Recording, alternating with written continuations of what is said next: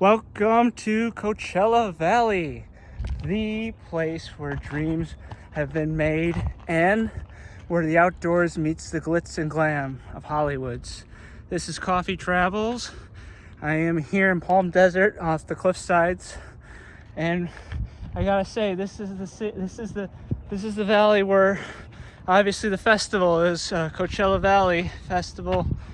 Biggest concert, one of the biggest concerts I think in the world, if not the biggest or most popular at least.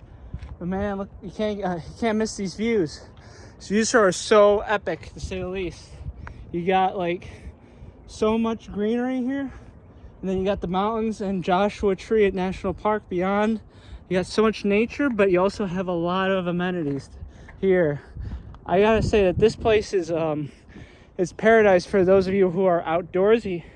But I might say though that be careful. But the costs of those of you who are more economically, thinking about things. Well, unfortunately, like all of California, it's going up. Nevertheless, I would say that still, it is much to seek after. I'm not from here, but I'll tell you this: if I had someone who was looking for outdoorsy things to do, hiking, and wanted something easier, like you got all the amenities, you got it doesn't rain all the time here like in other places, for example. I would say that this is the spot. I'm about a couple hundred feet high in elevation. Nevertheless, tell you this, it still feels warm, and that's the first thing I want to bring to you is the warmth.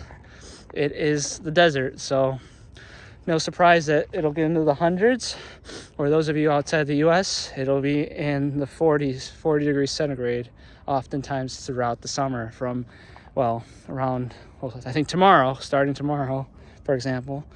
Although it was a few weeks ago too during Coachella. But overall, I would say if you're looking for warm weather, I mean, you couldn't pick any place better, maybe besides Phoenix, but this is one of the hottest places in the country.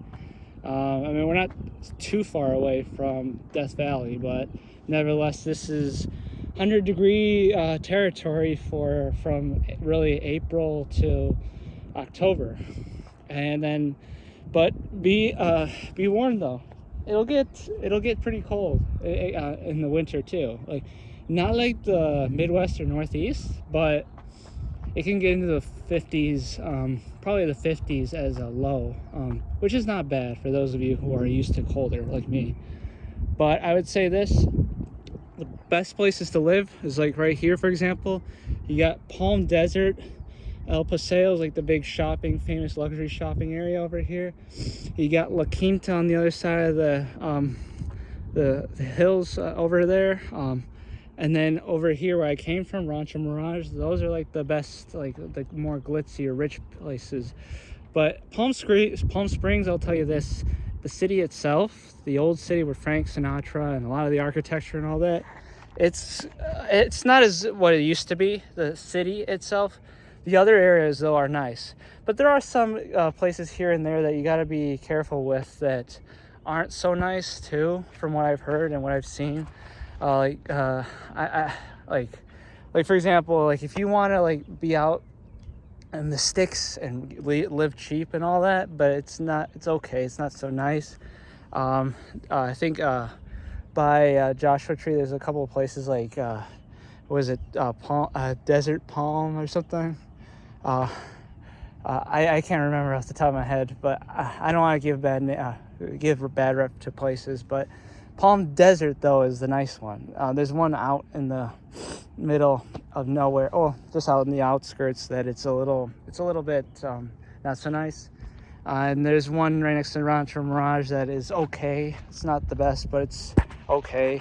But overall, you can't really complain. This is not like Chicago. This is not like Memphis or those cities where you got to worry about homicides and crime a lot. And not even like nowhere near like LA either, where there's a lot of burglaries and all that and other things, to say the least. You're kind of removed from that, which is nice. One thing I should note is just keep in mind, just be when you're hiking up and all that, be conscious, water conscious. Don't be like me. Bring your water bottle. Make sure that you know you're hydrated. This is a desert. And make sure to always be conscious and aware when you're going up mountains and all that, because this is mountain lion territory too. So if you're going at dawnbreak or dusk, just keep that in mind. There's no bears here, which is nice. They don't really do anything, but it's one less predator, I guess. But the thing to be conscious of here is mountain lions if you're out here. In terms of like over there though, I'm going to show you in other videos, but so many restaurants that I could recommend here. It's unbelievable. And this is like this valley is a fraction of the population of Chicago area or LA, and this has so many restaurants that it could almost compete with those metropoli. But yeah, over on the other side of those mountains over there is the Interstate 10 that goes to Phoenix, and then on the other side of this mountain, which you can't see, is the Salton Sea, the biggest, one of the biggest, well, actually one of the smallest prehistoric oceans. Well, now it's a lake, but it's all salty in the world. A lot of lithium, I believe, is like extracted here. The big well, Tesla and all that. Having, let's just say, an electric car and running on solar, obviously, renewable is the name of the game here. Being renewable energy. It's just the way it is here, and you got to embrace it. But of course, it doesn't come without a price tag.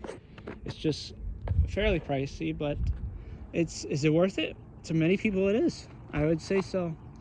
But yeah, this is Coachella Valley Coffee Travels.